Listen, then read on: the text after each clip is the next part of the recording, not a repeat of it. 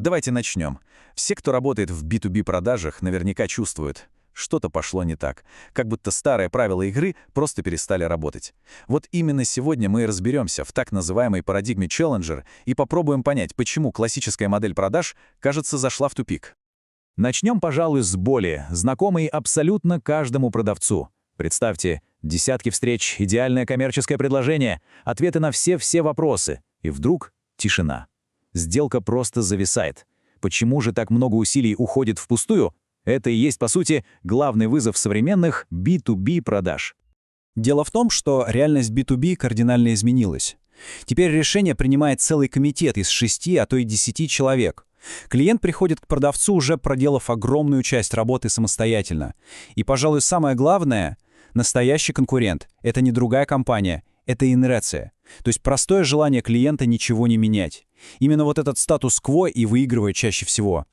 И вот как раз в этих непростых условиях исследователи и заметили одну вещь. Разные продавцы показывают совершенно, просто кардинально разные результаты. И они задались вопросом, а существует ли какой-то один выигрышный тип продавца, который стабильно побеждает в этой новой реальности? Оказалось, что да, существует. Масштабный анализ выявил 5 очень четких архетипов продавцов, и у каждого свой уникальный подход к работе. Давайте-ка посмотрим на них повнимательнее. Итак, вот они, эти 5 профилей. Челленджер, который, по сути, бросает вызов мышлению клиента. Душа компании — тот, кто строит прекрасные отношения. Трудяга, который берет объемом и усердием. Одинокий волк играет по своим правилам. И решатель проблем — тот, кто оперативно реагирует на запросы. У каждого свой стиль, это понятно. Но кто из них действительно эффективен? Давайте пока сохраним интригу.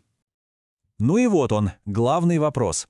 В мире, где клиенты перегружены информацией, а решения принимаются целыми комитетами, чей подход в итоге оказывается выигрышным? Что ж, давайте посмотрим на данные. И вот тут, внимание, первый, я бы сказал, шокирующий факт. Челленджер выигрывает почти 40% сложных сделок. А кто же на последнем месте? А на последнем месте душа компании, представляете? Тот самый тип продавца, которого нам десятилетиями ставили в пример. Его эффективность в сложных сделках, она почти в 3 раза ниже. Какая ирония, правда? А вот и полная картина. Челленджер лидирует, причем с огромным отрывом. За ним идут трудяга и решатель проблем. Ну а одинокий волк и душа компании замыкают список.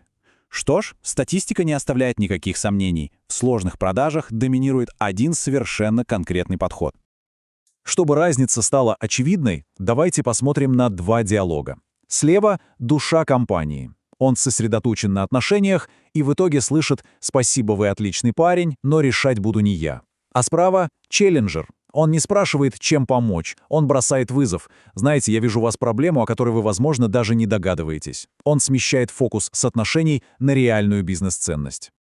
И вот это, пожалуй, ключевая мысль. Быть челленджером — это не какой-то врожденный талант. И это точно не про агрессию. Это набор очень конкретных навыков и модель поведения, которую можно и даже нужно освоить. Хорошо, так в чем же их секрет? Давайте разберем арсенал челленджера на 3 ключевых элемента, 3 его суперсилы. Вся их методология, по сути, строится на 3 китах, 3 основных навыках — обучать, адаптировать и брать контроль. И это не просто отдельные техники, это единая целостная система. Первый и, наверное, самый главный навык — это обучать.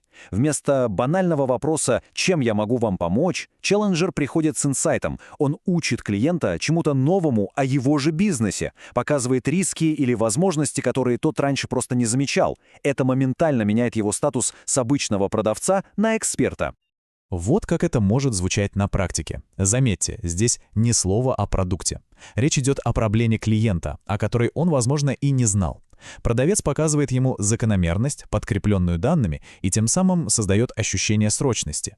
Это полностью меняет всю динамику разговора. Второй навык — это адаптировать. Помните про ту самую группу людей, которые принимают решения? Так вот, одна и та же презентация для всех — это, откровенно говоря, путь в никуда. Послание должно быть адаптировано под каждого участника процесса. Но смотрите, финансового директора волнует ROI и прибыль, технического — надежность и интеграция, а операционного — эффективность команды. Челленджер никогда не использует одну и ту же презентацию для всех. Он говорит с каждым из них на языке его личных приоритетов и болей. И, наконец, третий навык — брать контроль. И это не про давление, нет, это про уверенное управление самим процессом. Клиент часто теряется в сложности своих же внутренних процедур, и задача челленджера — провести его через этот лабиринт, не давая сделке зависнуть. Просто сравните два подхода. Пассивный продавец спрашивает, когда вам перезвонить, по сути отдавая всю инициативу клиенту, и рискуя, что это когда-нибудь не наступит никогда.